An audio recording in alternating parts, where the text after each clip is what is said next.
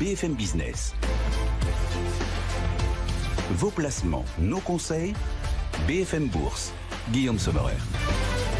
À vos côtés, on vous accompagne pendant encore 1h30 en direct sur BFM Business. Dorian Abadi nous rejoint pour Meilleur Taux Placement. Bonjour Dorian.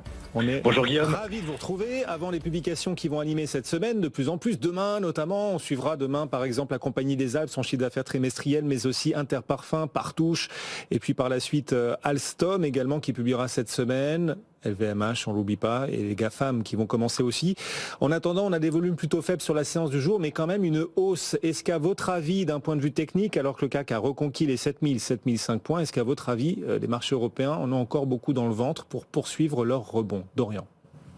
Oui, vous l'avez dit, c'est vrai qu'on a plusieurs résultats d'entreprise de premier plan à attendre cette semaine, à l'entame également d'une semaine chargée d'un point de vue économique. Ce lundi, mais comme beaucoup de lundis, est relativement calme sur les marchés. Les grands niveaux que l'on surveille au niveau de meilleur taux placement sur le CAC 40 pour les prochaines séances, ce sont principalement les 7100 points et 7170 points par extension au niveau des résistances. Sur les supports, donc les valeurs inférieurs aux niveaux actuels, ce sont principalement les 7000 points et 6900. Et naturellement, comme vous l'avez souligné, ce sont surtout ces résultats d'entreprise qui peuvent servir à nouveau de catalyseur pour le maintien de cette hausse, puisque sur le CAC, on est tout de même à plus 8,5% depuis le 1er janvier.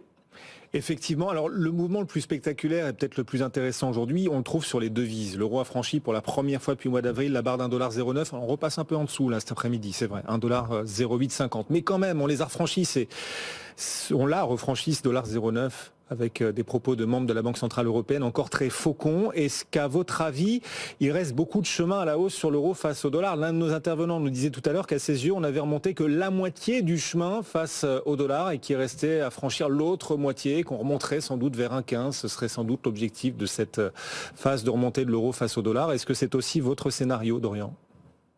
Pourquoi pas à moyen terme, c'est-à-dire sur plusieurs mois consécutifs. En tout cas, le scénario qui nous intéresse le plus à court terme, c'est avant tout donc une résistance sur les indices à 1,1035 qui est vraiment le niveau le plus critique parce que c'est un niveau psychologique très très fort. C'est surtout cette valeur-là que l'on surveille vraiment à court terme. Pour le moment, c'est vrai que l'euro-dollar a le plus grand des mal, la plus grande des difficultés à se maintenir au-dessus des 1,09 que l'on a brièvement testé, c'est ce que vous évoquiez. Et au niveau des supports, ce sont surtout les 1,0750 et 1,07 que l'on surveille sur les toutes prochaines séances. C'est vrai que les 1,15 paraissent un petit peu lointains, un petit peu ambitieux pour le moment, donc on se concentre surtout sur ces niveaux-là pour les toutes prochaines séances. Et puis, alors les marchés chinois sont fermés, ils vont rester fermés une bonne partie de la semaine en raison du nouvel an chinois. Ça y est, la Chine est entrée dans l'année du lapin. Alors l'année du lapin, c'est un animal agile, le lapin, dans l'astrologie chinoise, agile mais peu déterminé. Il a donc du mal à construire dans la durée. On verra ce que ça donne, ce que nous offre cette année du lapin chinoise.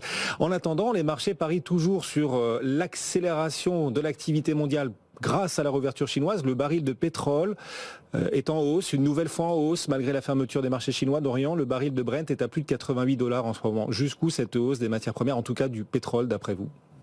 Absolument, c'est vrai que cette hausse est soutenue bien sûr par la réouverture de l'économie chinoise. Vous l'avez mentionné, on est aux alentours de $88, un petit peu au-dessus pour le Brent. Bien sûr, à court terme, c'est la résistance psychologique, le niveau rond des $90 l'unité qui nous intéresse. Et par extension, pourquoi pas, une valeur un petit peu plus technique sur les 91,50 exactement. Merci beaucoup. Les experts de Meilleur Taux Placement nous accompagnent régulièrement. Dorian Abadi en direct.